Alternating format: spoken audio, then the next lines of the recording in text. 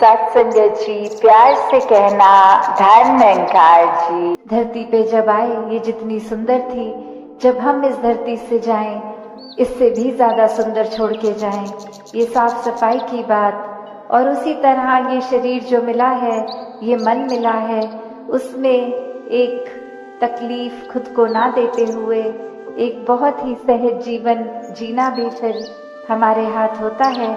क्योंकि अक्सर एक कुछ ज्यादा हम सोच लेते हैं एक चीज को कि ऐसा होगा वैसा होगा, तो ये ओवर थिंकिंग ही अक्सर हमारा सुकून छीन लेती है। तो कैसे जो जिस पल में जी लेता है कि ये अब इसी में पूरी तरह जीना है, ये पल परमात्मा ने दिया है, अगली श्वास हो ना हो तो इसी को पूर्णता से जिएं, इसी में परमात्मा को याद करें, एक मन में बसाएं, हर तरफ इस परमात्मा के दर्शन हर पल में करें, क्योंकि पता नहीं अगली सांस है भी कि नहीं है। और फिर वही बात कि हर समय अगर वाकई ही ये परमात्मा से प्यार है तो हम खुद प्यार बन जाएंगे, खुद ही प्यार हर एक तक पहुँचेगा भी वो। तो ऐसा ही प्यार वाला जीवन, ऐसा ही सत्कार, प्रीत, नम्रता, एक हर एक गुण जो एक इंसान को इंसान बनाता है, वो अगर हमें इंसानियत लानी है तो इस रूहान से जुड़ना होगा, वरना तो कुछ देर के लिए ये अच्छाई, ये दिखावा रूप रहेगा, पर अंदर से ये नेकी, ये नेक इंसान बनना तब तक संभव नहीं है जब तक हम इस पूर्ण परमात्मा के साथ नहीं जुड़े।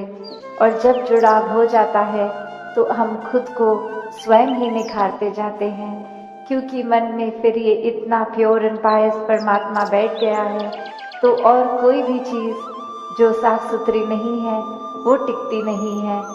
तो खुद को संवारना है तो इससे ही जुड़कर संभव होगा। तो एक वही मैसेज जो युगों युगों से संतों ने दिया कि ये एक ही कलाकार की पूरी सृष्टि, चाहे देखने में अलग अलग हैं सब, एक स्वभाव सबका अलग अलग, खाना पीना अलग अलग, फिर भी ये जो एक कॉमन थ्रेड है वो यही परमात्मा, ये सत्य, और जो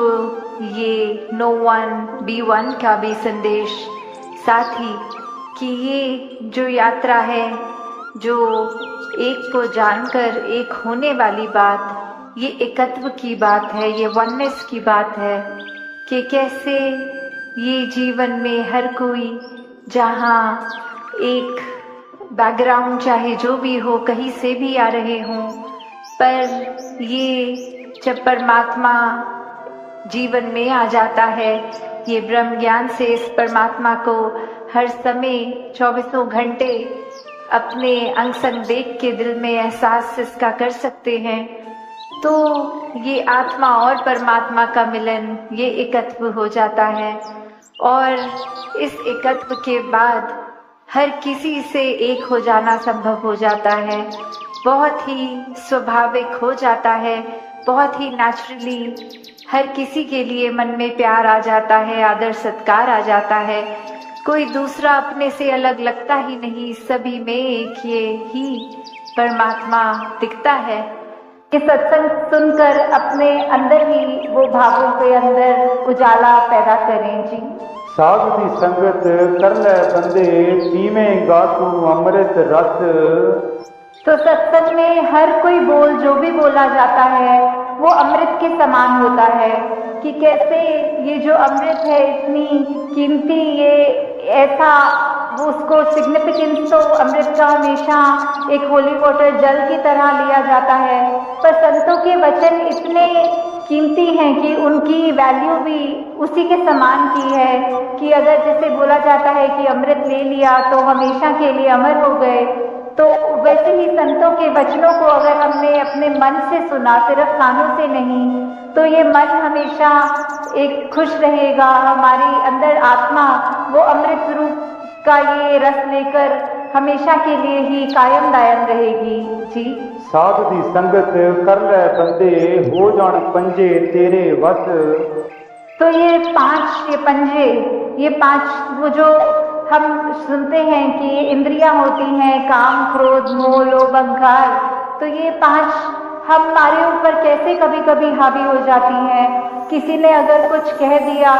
थोड़ा सा भी तारीफ कर दी, तो वो मन में अहंकार आ जाता है।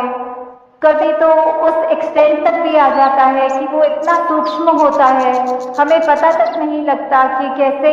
हमारे अंदर किसी की तारीफ ना भी करे हुए हमें अपना गुण कोई खुद ही अगर रियलाइज हो जाता है, तो वो हमारे जैसे बोलते हैं सर पे चढ़ जाती है बात, कि कैसे वो धीरे धीरे वो हमारा अहंकार का रूप ले लेता है। वैसे ही अगर किसी ने कुछ अगर बोल दिया जो हमें पसंद नहीं आई बात, तो हमारा मन कैसे क्रोधित हो जाता है। ऐसे ही ये बाकी भी जो जिक्र हुआ 5 का, तो कैसे हमारे मन में ये अगर हम पर हावी हो रही हैं, तो हमारा बिल्कुल उसमें क्या योगदान, ये जो हमारे अंदर चेतना है हम उसको कितनी इस्तेमाल कर रहे हैं। जैसे उदाहरण के तौर पे अगर सत्य प्रकाश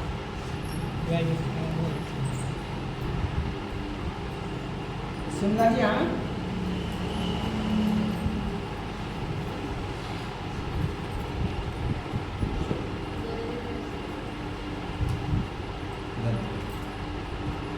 और इनके बाद बहन अंजलि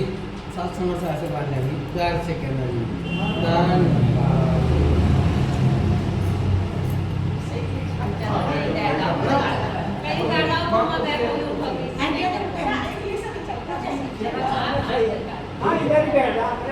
धन्यवाद।